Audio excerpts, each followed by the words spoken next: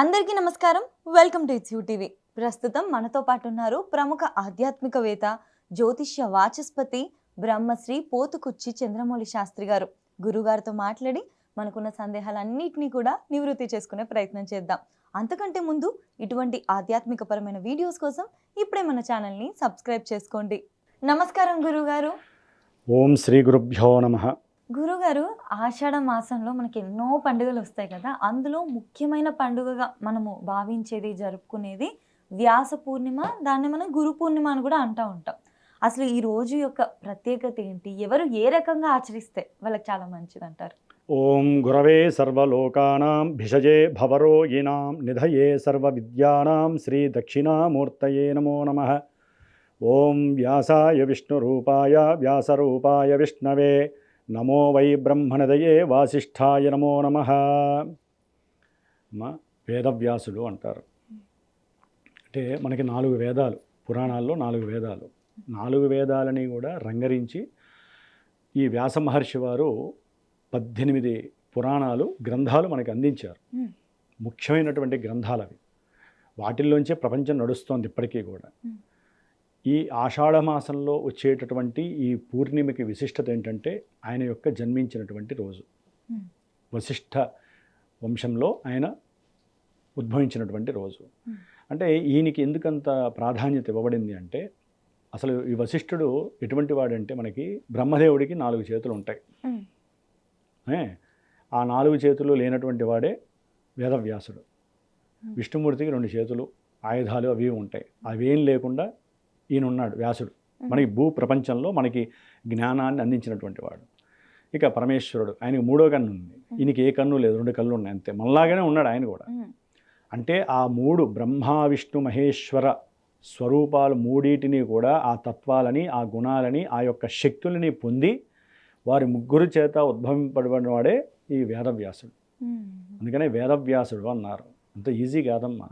వేదాలు అంత అధీనంలో ఉండి కూడా వేదాలని ఆయన రంగరించి పురాణాలు రాయటం సామాన్యమమ్మ. రామాయణం కావచ్చు, భాగవతం కావచ్చు, మహాభారతం కావచ్చు, స్కంద పురాణం, గణేష్ పురాణం, ఒకటి కాదు అన్ని పురాణాలు ఆయన. జ్యోతిష్యం కూడా ఆయన రాసిన దాంట్లోనే ఉంది. గణేశుడు కూర్చొని రాస్తూ ఉంటాడు ఆయన చెబుతూ ఉంటే, వేదవ్యాసుడు. అంటే ఇక్కడ వ్యాసాయ విష్ణు రూపాయ, ఈయనే విష్ణుమూర్తి, విష్ణుమూర్తి ఈయన. అర్థమైందమ్మా. నమో వై బ్రహ్మనిదయే వాసిష్ఠాయ నమో నమః. సాక్షాత్తు బ్రహ్మ జ్ఞానాన్ని పొందినటువంటి వాడు ఎవరయ్యా అంటే వ్యాసుడు. మరి ఈయన గురువులకే గురువు. ఈయన్ని ఎవరైతే ఆ రోజును తలుచుకుంటారో, ఇందా చెప్పినటువంటి శ్లోకం ఉంది కదా, ఆ శ్లోకాన్ని ఎవరైతే ఒక 11 సార్లన్నా తలుచుకుంటారో, వీరు చదువుకున్న వాళ్ళే ఎప్పుడైతే చిన్నప్పటి నుంచి చదువుకుంటారో ఆ గురువులకి అందుతుంది వీళ్ళు చేసే ఈ మంత్రం. ఎవరైతే పిహెచ్డి దాకా చేసుకున్నారో వాళ్ళల్లో ఎవరికొకరికి ఒక గురువు మీద ఒక నమ్మకం ఉంటుంది. ఆ గురువుల్ని తలుచుకొని చదువుకున్నా కూడా వాళ్ళకు కూడా అందుతుంది అది. అంటే వాళ్ళ ఆశీర్వచనం రిఫ్లెక్ట్ అవుతూ ఉంటుంది. ముఖ్యంగా ఈ ఆషాఢ మాసంలో ఈ గురు పౌర్ణమి విశిష్టతలో అమ్మ, పౌర్ణమి అంటేనే చంద్రుడు చక్కగా ఒక జ్ఞానస్వరూపంగా ఆకాశంలో విరజిల్లుతూ ఉంటాడు జ్ఞానాన్ని. ఆ రోజున ఈయన జన్మించటము, ఆయన యొక్క బ్రహ్మజ్ఞానము పురాణాల రూపకంగా మనలాంటి వాళ్ళకి ఈ మాత్రం మనం దైవం గురించి మాట్లాడుతున్నాము, వినేవాళ్ళు కూడా ఇంతమంది వింటున్నారంటే ఇదంతా కూడా వ్యాసమహాముని మనకి ఇచ్చిన భిక్ష. అంతే కదమ్మా. దైవం గురించి, ఈ దేవుడు ఇటువంటి వాడు, ఇక్కడ ఇట్లా జరిగినాయి, ఇలాంటివి ఉన్నాయి, వీళ్ళకి పోర్ట్ఫోలియోస్ ఉన్నాయని ఎవరు చెప్పారు మనకి? వ్యాస మహర్షి చెప్పారు. అందుకనే ఆయన మనందరికీ గురువు. అట్లాగే ఇంకొకటి విశేషం ఏంటంటే అమ్మా, ఈ రోజున గురువులను ఆరాధించే వాళ్ళల్లో విశేషంగా పరమశివుణ్ణి కూడా గురువుగా భావించాలి మనం. ఎందుకంటే ఆయన దక్షిణామూర్తిగా ఎంతో పరమ జ్ఞానాన్ని మనందరికీ అందించాడు. చదువు పరంగా చదువుకి, వ్యాపారస్తుడికి వ్యాపారపరంగా. కాబట్టి దక్షిణామూర్తిని కూడా ఆ రోజున విశేషంగా ఆరాధిస్తూ ఉంటారు. గురు పౌర్ణమి అంటే యాక్చువల్లీ ఇప్పుడున్న ప్రమాణంలో ఒక 30-40 ఏళ్ళ బట్టి మనకి సాయినాథుణ్ణి, సాయిబాబాని ఆరాధిస్తున్నారు. కానీ లెక్క ప్రకారము ఆయన గురువు కాదు. గురువు కాదు ఆయన. ఆయన పని ఆయన చేసుకుంటూ పోయారు. కానీ గురువుగా ఆరాధించే వాళ్ళు ఆరాధించుకోండి, తప్పులేదు. కానీ మనకి అసలైనటువంటి గురువులు వేరే ఉన్నారు. గురువు అంటే ఏంటమ్మా? జ్ఞానాన్ని మనకి ప్రబోధించేవాడు. గురువు అంటే ఎవరు? జ్ఞానాన్ని మనకి అందించేవాడు. గురువు అంటేనే సాక్షాత్తు జ్ఞానస్వరూపం. ఆయనే విష్ణుమూర్తి స్వరూపం. ఎవరు? సూర్యనారాయణమూర్తి. మనందరికీ పరమ గురువు ఆయనే. కాబట్టి అట్లాగే మనకి గౌతమ బుద్ధుడు ఉన్నాడు. మరి ఆయన కూడా ఇప్పుడు వాడు కాదు కదా, ఎన్నో వందలు వేల సంవత్సరాల నాడు వాడు. అవును. మరి గౌతమ బుద్ధుడు ఆయన ఒక రావి చెట్టు కింద కూర్చొని తన యొక్క యోగా ధ్యానంతో పరమ గురువై ఒక 5గురికి సారనాథలో చక్కగా తన యొక్క గురుతత్వ బోధ చేసి గొప్పవాడయ్యాడు. ఇంతమంది గురువులు ఉన్నారు. అట్లాగే మనకి కంచి పరమాచార్యులు వారు, ఆయన మహాగురువు. అంటే జ్ఞానాన్ని అవపోసన పోసి ఎంతోమందికి ఆ జ్ఞానాన్ని ఎవరైతే పంచారో వాళ్ళందరూ జ్ఞానమే, వాళ్ళందరూ జ్ఞాన స్వరూపులు. అంటే వేదవ్యాసులు లాంటి వాళ్ళు ఇప్పుడు వ్యాసుడిని మనం చూడాలంటే మనం చూడలేం. అందుకని ఎవరైతే కనుక ఇష్టపూర్వకంగా ఈయనే నా గురువు అనుకున్నారో ఆ గురువుకు వెళ్ళి ఈ గురు పౌర్ణమి రోజున విశేషముగా ఒక వస్త్రాన్ని ఇవ్వటము, కాస్త ఫ్రూట్స్ తీసుకువెళ్ళి ఇవ్వటము, డబ్బులు కాదు, ఫ్రూట్స్ వస్త్రాలు తీసుకువెళ్ళి వారికి ఇచ్చి వారి చేత ఆశీర్వచనం ఎవరైతే పొంది వస్తారో ఆ గురువుకి కూడా ఇట్లాగే నమస్కారం చేసుకోవాలి. ఆయనే విష్ణుమూర్తిగా భావించాలమ్మా, తప్పేం లేదు. గురువుకి ఎప్పుడు ఆ విధి ఉంటుంది. అట్లాగే అట్లా అని చెప్పి గురువులు చాలామంది ఉన్నారు మన కలియుగంలో. అందరూ గురువులు కాలేరు, ఎవరు కూడా పరమ గురువులు అసలు కాలేరు. కాబట్టి చాలా ఉంటాయి. గురువుని ప్రతి ఒక్కరిని గురువు అని కూడా పిలుచుకుంటుంటారు కొంతమందిని. వాళ్ళంతా గురువులు కాదు. అట్లాగే నేను అనేది ఏంటంటే అమ్మ, ఈ వ్యాస పౌర్ణమి రోజున, ఈ గురు పౌర్ణమి రోజున ఎవరైతే గనక దక్షిణామూర్తిని కానీ మనకి వేదవ్యాసుని కానీ తలుచుకుంటారో, ఆ మంత్రాలు ఇందా చెప్పిన మంత్రాలు ఉన్నాయి కదా, ఆ శ్లోకాలని ఎవరైతే పారాయణ చేస్తారో వారికి విశేషమైనటువంటి బ్రహ్మజ్ఞాన సిద్ధి కలుగుతుంది.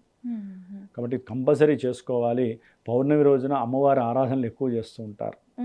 ఇది ఒక ఎత్తు అయితే, వీళ్ళందరికీ గురువు ఎవరు? త్రిమూర్తులకు కూడా పరాంబిక, అంబికాదేవి, పార్వతీదేవి, ఆవిడే శక్తి స్వరూపిణి.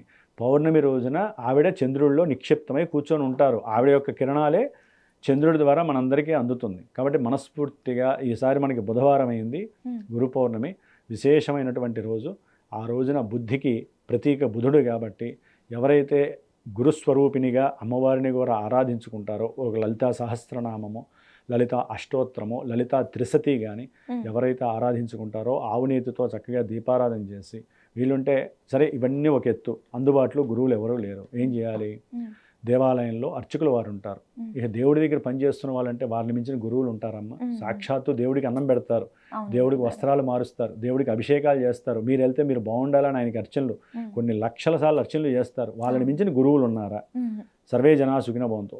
వారికి ఏదన్నా స్వయం పాకం ఇవ్వండి. పురోహితులు ఎవరినైనా పురోహితులు ఇంటికి పిలిచి చదువుకునే విద్యార్థులకి ఆ స్వామివారి దక్షిణామూర్తి జపం చేయించండి. ఓం నమో భగవతే దక్షిణామూర్తయే మహ్యం మేధాం ప్రజ్ఞాం ప్రయచ్చ స్వాహ అనే మంత్రాన్ని దాదాపు ఒక 1000 సార్లను జపం చేసి ఆ పిల్లలకి తీర్థం ఇవ్వండి. వ్యాపారస్తులు ఉన్నారనుకోండి, వ్యాపారస్తులకి సంబంధించి నారాయణ ఆయన ఎటు చదవలేం కాబట్టి నారాయణాయ విద్మహే మంత్రాన్ని వ్యాపారస్తులు తీసుకోండి. ఇవన్నీ కూడా గురు పౌర్ణమి రోజున అవకాశం ఉన్న వాళ్ళు అవకాశం ఉన్నట్టు స్వయంపాకాలు ఇచ్చుకోండి. లేకపోతే చక్కగా వాళ్ళకి జపం చేయించి ఆ తీర్థం తీసుకోవడం ద్వారా ఆ పౌర్ణమి వ్యాస మహర్షికి ఎంతటైతే శక్తి ఉందో అవన్నీ కూడా మనకి, మరి ఆయన భూమి మీదే కదా పుట్టింది, ఇవన్నీ రాసింది ఇక్కడే కదా. ఆయన యొక్క ఆరా మన భూమి చుట్టూ ఉంటుంది. మనం ఏదైతే పైన లింక్ పెట్టుకుంటామో ఫ్రీక్వెన్సీస్ ద్వారా ఫోన్లు ఎట్లయితే వాడుకుంటామో, ఒక వ్యక్తి గురించి కానీ ఒక గురువు గురించి కానీ ఒక శ్లోకము మంత్రము ద్వారా మనం ఆచ్ఛాదన చేస్తామో కంపల్సరీ ఆ ఆరా గాల్లోనే ఉంటుంది కదా, వెంటనే మనల్ని టచ్ అవుతుంది. అందుకనే ఇవన్నీ శోషించేంత వరకు మేము చెబుతూ ఉంటాం అనమాట. కాబట్టి గురు పౌర్ణమి రోజున ఎవరైతే వేదవ్యాస శ్లోకాన్ని చదువుకుంటారో ఒక 11 సార్లు 108 సార్లు వాళ్ళకి అమృత బిందు స్వరూపమైనటువంటి గురువు యొక్క జ్ఞానము వ్యాసులు వారు చక్కగా ఇస్తారు. వేదవ్యాసుడు ఎవరో కాదు, మహానుభావుడు విష్ణుమూర్తి అంశ. విష్ణుమూర్తే ఆయన రూపకంగా వచ్చాడు. కాబట్టి అందరూ కూడా గురువుల్ని ఆరాధించండి. గురువుల్ని ఎప్పుడూ కూడా వేలెత్తి చూపించకండి. ఏ గురువైనా చదువుకునే గురువుని బాధ పెట్టకండి. లేకపోతే మీరు ఎవరైతే గురువులుగా ఇప్పుడు మేము ఉన్నామమ్మా, మమ్మల్ని గురువుగా స్వీకరిస్తారు, ఏది ఆస్ట్రాలజర్స్గా, అందరూ గురువులమే. ఎవరు ఎటువంటి వాళ్ళైనా సరే వేలెత్తి చూపించకూడదు. కొంతమంది కామెంట్స్ కూడా రాస్తూ ఉంటారు గురువులు చెప్పిన దానికి. ఇష్టం లేకపోతే కామెంట్స్ రాయకండి, గురువుగా భావించండి. పోయేదేమో దానివల్ల ఎవరు రూపాయి అడగట్లేదు కదా. అంటే మన మనసులో చంద్రమా మనసో జాతః, నీ మనసు ఏదైతే బయటికి వెదజల్లుతుందో అది కంపల్సరీ కాలం మళ్ళీ నీకే ఇస్తుంది. ఒక గురువుని వేలెత్తి చూపిస్తే రేపొద్దున 100 మంది నీకు వేలెత్తి చూపించే రోజు కాలం ఇస్తుంది. ఆ పాపం ఎవరిది వాళ్ళదని వదిలేసుకొని ప్రతి ఒక్కళ్ళు గురువుని చూడాలమ్మా. ఎందుకంటే వాళ్ళు ఆల్రెడీ గురువు ఉంటాడు, వాడు బయటికి తీసుకురావట్లే ఎవడు. గురుతత్వం అందరికీ ఉంటుంది, అంతే కదా. ఇప్పుడు మహానుభావుడు అమ్మ రమణ మహర్షి వారు, రమణ మహర్షి నాట్ ఇంకేదో కాదు. ఈ పేరు పెట్టుకొని గొప్పవాళ్ళైన వాళ్ళు ఉన్నారు ఆర్థికంగా. రమణ మహర్షి అంటే ఉన్నతమైనటువంటి జ్ఞాన ప్రభావం. అట్లాగే రామకృష్ణ పరమహంస, ఆయన మహాగురువు. వీళ్ళందరూ ఏంటంటే దైవ సాక్షాత్కారం పొందినటువంటి వాళ్ళు. వాళ్ళని ఆరాధించండి, వాళ్ళ గురించి ఎక్కువగా తాపత్రయపడండి. అరుణాచలం దగ్గరగా ఉన్న వాళ్ళు ఉంటే అరుణాచలం నమస్కారం చేసుకోండి. ఆ రోజున కష్టం లేండి, పౌర్ణమి కాబట్టి విశేషంగా ప్రదక్షిణాలు ఉంటాయి. నేనేది అసలు అరుణాచలం అనే పేరు విన్నా కూడా గురుతత్వం వస్తుంటే వాళ్ళు. కాబట్టి ఇన్ని రకాలుగా మనకి గురుతత్వాన్ని ప్రబోధించినటువంటి వేదవ్యాసుల వారికి నమస్కరిస్తూ ఆ నారాయణమూర్తి అనుగ్రహం ఈ ఆషాఢ మాసంలో వచ్చే గురు పౌర్ణమి రోజున మనందరికీ ఆ అమృత బిందువులు చంద్రుడి ద్వారా జ్ఞాన బిందువులుగా మనందరికీ లభించాలని, జ్ఞానసిద్ధి, జ్ఞాన ప్రబోధ, జ్ఞానానికి సంబంధించినటువంటి ప్రతిదీ కూడా మన పంచేంద్రియాలు ఆకట్టుకొని మనలో తేజస్సు పెరిగి మనం ఏ పని చేసినా దాంట్లో ప్రతిదీ కూడా ఆ జ్ఞానము ద్వారా జరిగేటటువంటి చర్య జరిగి మనకంతా శుభాలు జరగాలని ఆశిస్తూ ఆశీర్వదిస్తూ శ్రీ మహావిష్ణుదేవత అనుగ్రహ సిద్ధిరస్తు. ధన్యవాదాలు గురుగారు. ఓం నమో నారాయణాయ.